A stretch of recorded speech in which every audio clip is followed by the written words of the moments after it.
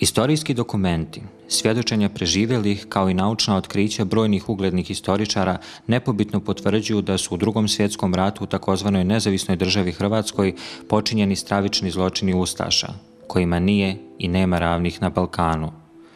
Žrtve holokausta skončale su u najstrašnijim mukama u ime posrnule ideologije koja je ostavila duboku ranu na tlu Evrope. Nakon holokausta rečeno je nikad više, no zločini su se ponavljali u različitim dijelovima svijeta, mada nijedan nije niti blizu masovnog stradanja od nacističke ruke. Jedan od onih koji ne daju da se zločin zaboravi je lovac na naciste, dr. Efraim Zuroff, direktor centra Simon Wiesenthal.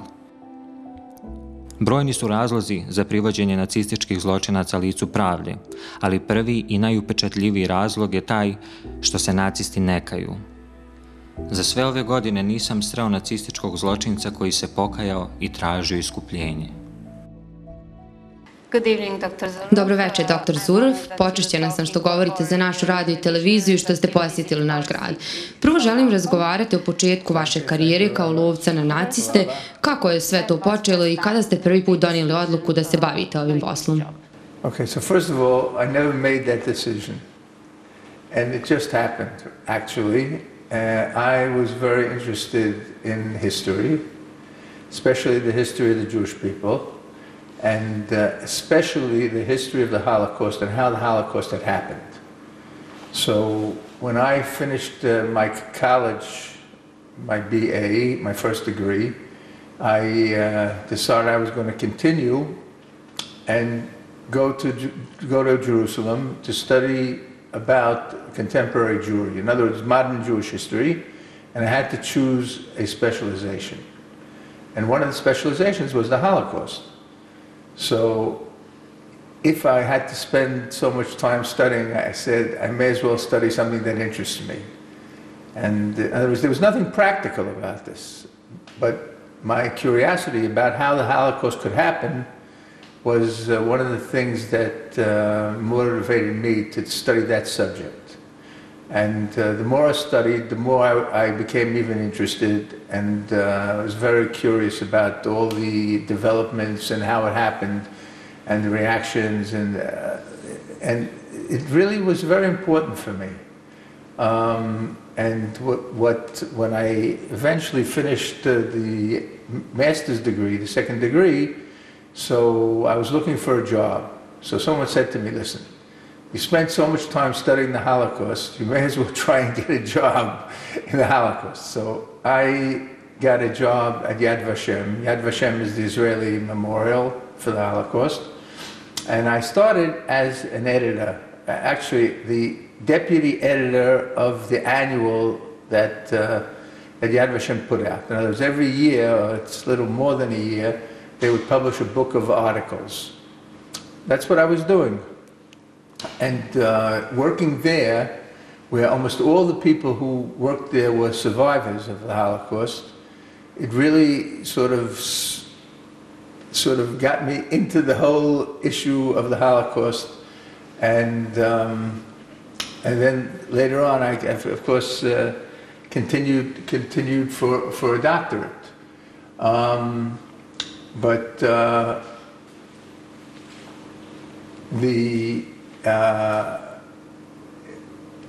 that point in time, the American government started doing research to try and find Nazis who entered the United States illegally. Because if they had answered the questions that they were asked honestly, they never would have been admitted to the United States. Because it says, did you ever fight against the Allies? Did you ever, were you ever a member of a movement that persecuted people because of their religion, because of their ethnicity, etc., etc.? And listen, 10,000 Nazi war criminals entered the United States, and most of them because they lied on their applications. So I got a job working for them as a researcher in Israel. And actually, even before that, now I'm beginning to remember, this is a long time ago. In other words, I went to the United States Okay, I came to Israel in 1970 from New York, okay? And my intention was, of course, to live in Israel. And after 8 years, I had to go back to the United States to find documents for my doctorate. I got approval for a subject to write about, and it wasn't about the Nazis. It actually was about rescue efforts during the Holocaust. And in order to do that, I was looking for a job. And the Simon Wiesenthal Center, which is named for the famous Nazi hunter Simon Wiesenthal, was just opening up, and they were looking for someone who was an expert on the Holocaust to help them with opening the library, opening the archives, opening the institution, etc. And I took the job because that way I could find the documents that I was looking for. In any event, one day someone from Washington came to speak to me. And he was one of the investigators for what was called the Office of Special Investigations. There was a new office started in 1979 of the Justice Department to try and bring Nazis to trial who had lied on their immigration. So they were afraid in Washington that survivors would not be willing to speak to them because they're a new office, they had no record, and people had heard all sorts of horror stories how, let's say, in trials in Germany, the defense lawyers of the Nazis really tore the survivors to pieces. They asked them all sorts of impossible questions to answer and didn't treat them with respect. So they were afraid that people might be skeptical about helping them and being willing to testify. But they figured if we, the Simon Wiesenthal Center, Jewish organization, recommend that they help the Office of Special Investigations and they work together with them, that would help them find, in other words, not only find witnesses, but get those witnesses to cooperate with them. Now, the guy who spoke to me made such a good impression on me, and he wasn't even Jewish. And I said to myself, listen, this guy, he's not even a Jew. He's so dedicated. There must be some way I can help them. So I came up, so first of all I said that we would recommend them to the survivors. They could always come and say the Simon Wiesenthal Center wants you to help us and be a witness in a trial. But I had this idea of a project to find all the survivors in North America and put them in the database. Okay, but the project didn't work, okay, because the Wiesenthal Center didn't want to put any money in. But because of that project, I had contact with the people in Washington. So before I went back to Israel, I said to them, you need someone in Israel. Israel has Yad Vashem, that's the Israeli Memorial and Research Center. It has the largest collection of documents on the Holocaust, the largest library on the Holocaust. You need, and the highest number of survivors live in Israel. So you need someone in Israel. Okay? So I convinced them. So I began working for them, and I worked for them for 6 years. In other words, my job was to find witnesses, to give them the background on the cases. In other words, if someone had committed a crime in Lithuania, in a place, what could I find about that place and the events and how the killings were done and who did the killings and all of that. Now, but in the 6th year of working for them, I got an assignment to work on a case of Joseph Mengele. Now, Joseph Mengele was the doctor at Auschwitz who did all sorts of experiments on twins and triplets, and he was notorious. And after the war, he had disappeared. No one knew where he was. And all of a sudden, it was actually the Wiesenthal Center which submitted a request for documents about Joseph Mengele from the American archives. And they got a letter which said, it was a letter of a intelligence officer of the American Army who wrote to his superior. It was dated January 1947. And he wrote that, according to an informant, the American army had arrested and released Joseph Mengele near Vienna in late 1946. Now, this was a total shock because the Americans had arrested him and they let him go. How's that possible? That's like almost incredible. So the Wiesenthal Center made a whole scandal out of this letter, and the Attorney General of the United States made 3 decisions. William French Smith, his name was.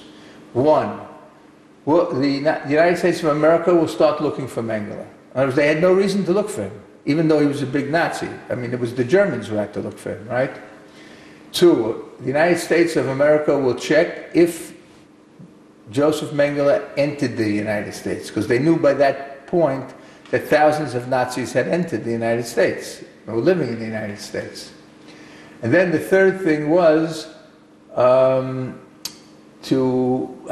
make a historical investigation whether or not this whole story was true. Okay? So my assignment was to try and find the person who was the informant. Now they knew his name. His name was David Freiman. Okay? They knew that he was from the city of Lodz in Poland, and the Jews of Lodz were the last Jews who were sent to Auschwitz in this fall of 1944. And he was sent actually to Mengele's clinic. And he worked with Mengele. He saw Mengele every day. So in other words, he's someone who knew Mengele very well. Now, but the question is, how do we find this guy? So a friend of mine who worked at Yad Vashem said to me, maybe you should look in the Red Cross archives that are in Yad Vashem's archives.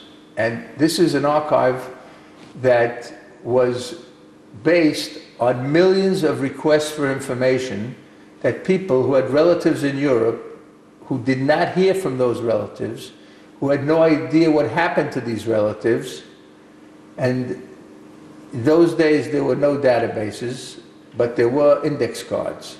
So, and they put these index cards on microfilm, over 16 million index cards, okay?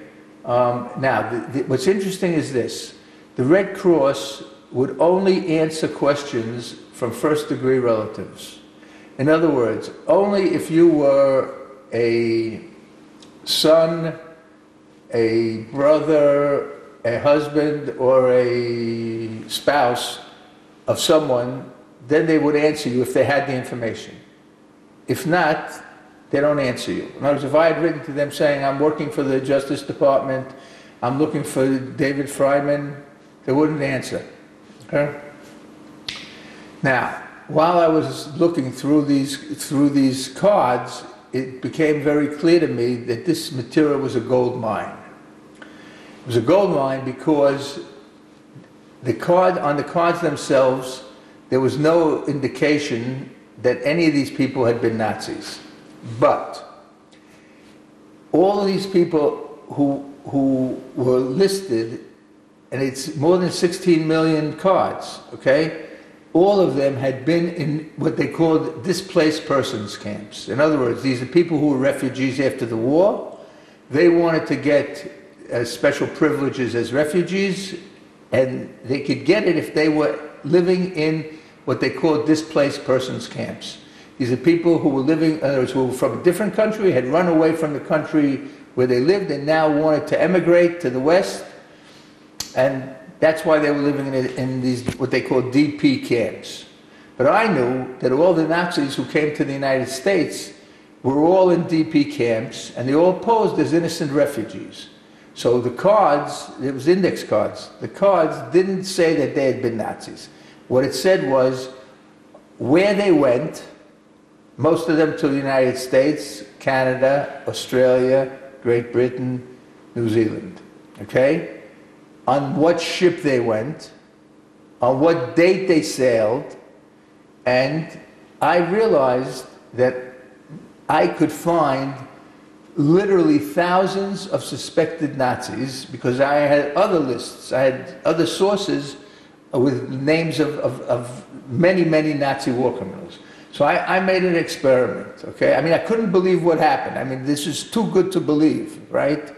So I made an experiment. I took 50 names of Lithuanians and Latvians that I knew were Nazi war criminals, and I went looking for them, and in a matter of minutes, I found where 16 of them, that's 1/3, 16 of them went. Most of them went to America, others went to Canada, one to Australia, some remained in Germany. And at this point in time, the only Anglo-Saxon country which had made a decision to prosecute Nazi war criminals was the United States. Okay, the Americans were doing it. I was working for that office. I was working for them. But Canada was investigating, Australia was investigating, and Great Britain and New Zealand supposedly didn't know that they had a problem. Okay? Now, I realized that I was in a position to flood these countries with tens, hundreds of suspects. In other words, it's one thing if you have only 10 cases, you say, listen, we're not going to pass a special law, it's not worth it, you know, it's only 10 people. But if I send them 200 names of Nazis who escaped there, then they just can't walk away from it. So the good news was that Canada in 1987, Australia in 1989, Great Britain in 1991 all passed laws to enable prosecution of Nazi war criminals in those countries, okay? The only country that refused was New Zealand, and part of the reason was that New Zealand had far less Nazis than the others had. Then the others had hundreds, even thousands. New Zealand was dozens, but unfortunately they didn't, I mean, among them real murderers also, but they didn't take action. So, and that's exactly what the Wiesenthal Center did. In other words, we started flooding these countries with the names of suspects, and Canada, as I said, in 87, Australia 89, and then Great Britain 91, all passed laws to enable prosecution. So that's what turned me from a researcher to a Nazi hunter, basically. Dr. Zurov, koliko je nacista u Njemačkoj procesuirano? In West Germany, Okay. West Germany, there were 200,000 Nazi investigations. Only in West Germany? Only in West Germany, of whom 120,000 people were indicted. In other words, they were charged. But less than 7,000 of them were convicted and punished. That's the number. I know that number. It all relates to West Germany. Oh. But what you have to understand is there were Nazi war criminals everywhere. Yeah. Even in the countries that fought against the Nazis. United States, Britain, Australia, Canada, New Zealand. They all fought against the Nazis. And they all allowed Nazi war criminals to come and live in their country, which is absolutely crazy, of course. Let me just explain. Until 14 years ago, in order to bring a Nazi to trial in Germany, you had to prove that that person had committed a specific crime against a specific Jewish victim, or non-Jewish victim, whatever it is, right? It's almost impossible to do that. How can you do that? How do you know that this, you know, Joe Schwartz or Schmidt is the one who took the Jew Rosenblum to the gas chambers? That's absolutely crazy. So, and the Germans did it on purpose, so that they wouldn't have to prosecute so many people. But the office that deals with these cases, they had 2 people working there who were very dedicated, and they wanted to bring as many Nazis as possible to justice. And they decided, they went to their boss, in other words, their names are Thomas Walter and Kirsten Goetze, a woman and a man. And they said to their boss, why don't we bring charges of not murder, but accessory to murder? That means they're helping to murder, not murder itself.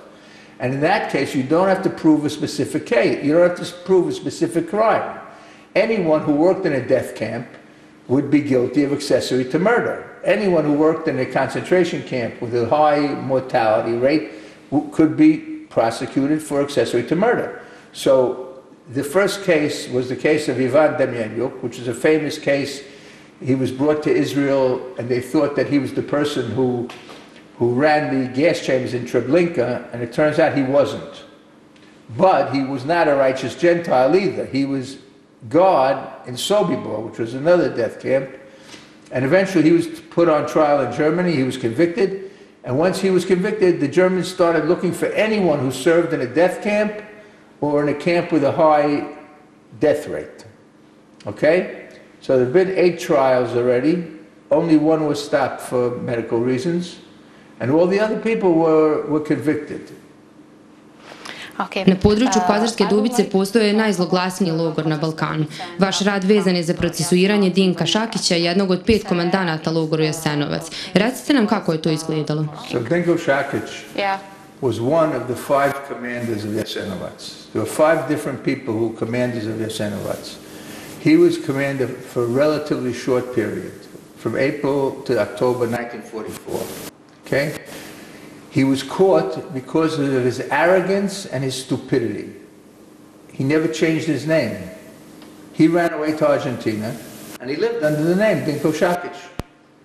Now, he gave an interview to magazine, a Croatian magazine called Magazine. So we knew that he was alive. We knew he was in Argentina, and we went looking for him. So with the help of an Argentinian journalist, we found him living in Santa Teresita, south of Buenos Aires. Now, before the journalist, whose name was Jorge Camarasa, before he went to knock on Šakić's door, we sent him to Belgrade, and in order to meet survivors of Jasenovac. Okay, so he met people like Josef Erlich and other people, and he had a good idea of what actually what took place in Jasenovac. So he went to Šakić's house, and he knocked on the door. He came with a TV crew, okay? And he knocked on the door, and Šakić comes to the door, and Camarasa says to him, "Are you Dinko Šakić?" He says, "Yes." "You were the commandant of Jasenovac?" He says, "Yes." Now wait a second, okay?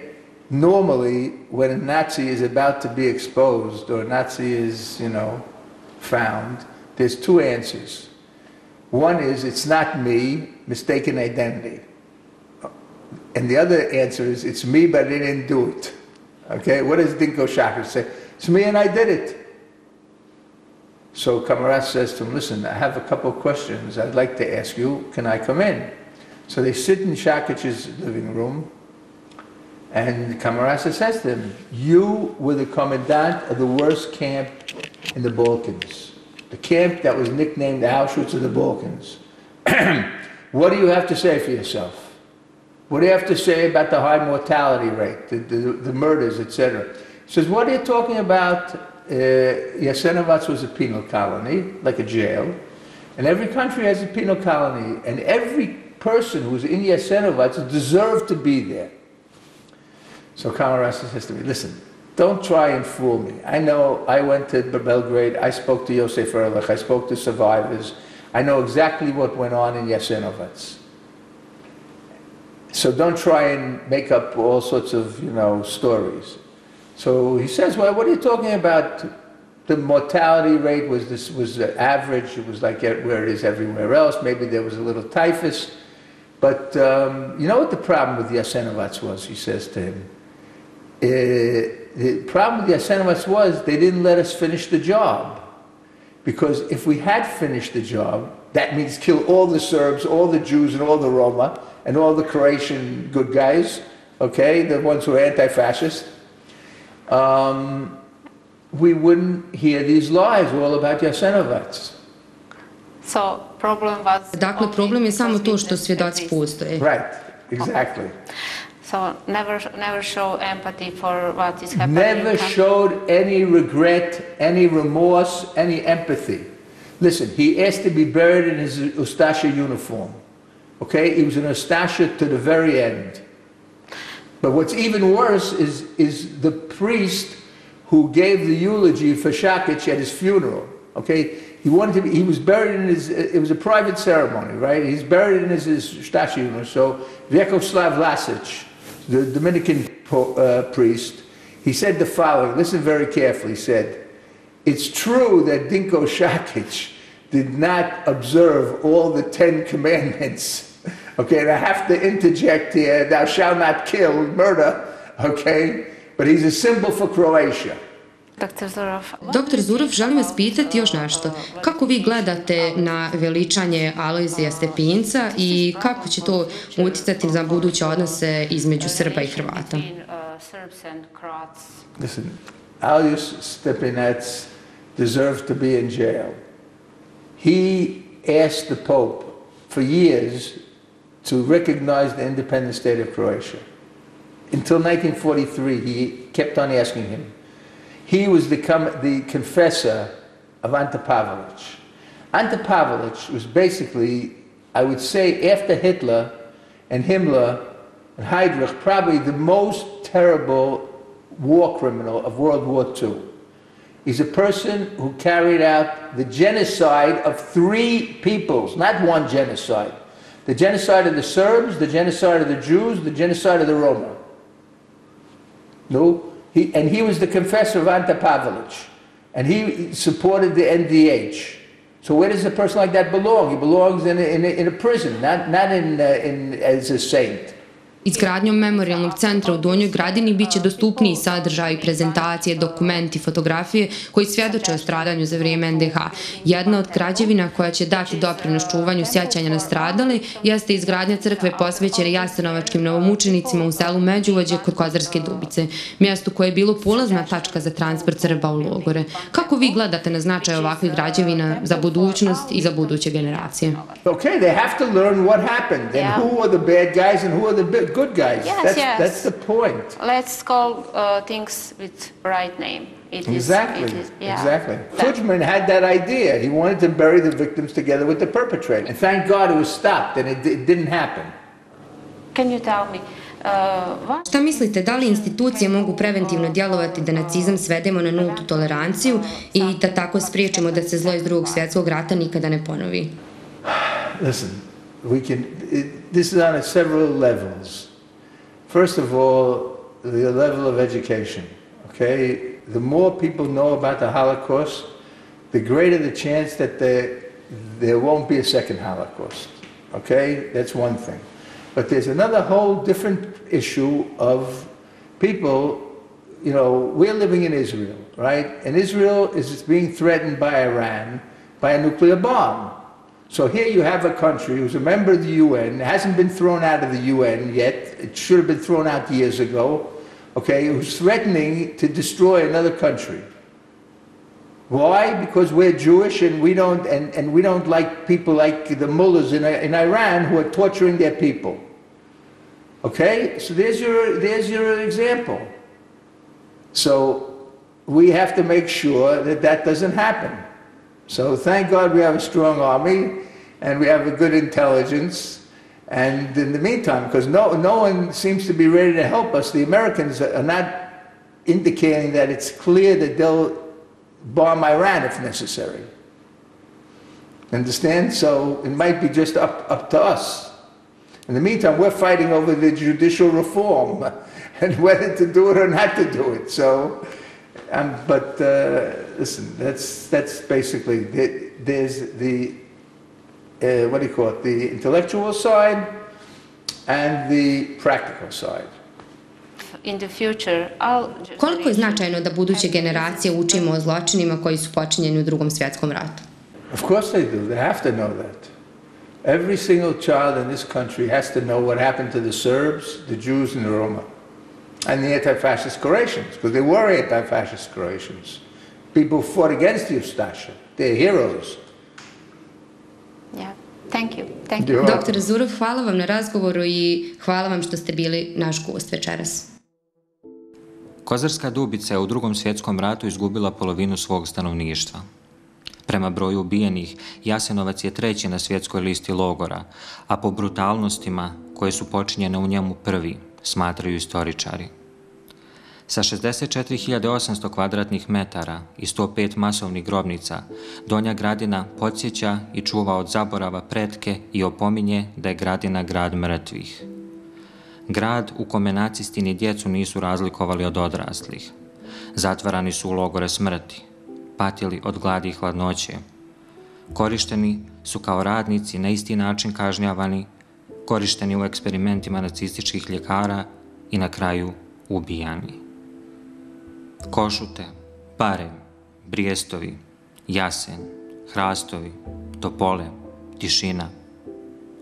Imena su grobnih polja koja se nalaze u Donjoj Gradini na 116 hektara najvećeg stratišta i gubilišta logora Jasenovac iz Drugog svjetskog rata, gdje su brutalno ubijani oni koji su bili Srbi, Jevreji ili Romi. Da se ne zaboravi i nikad ne ponovi.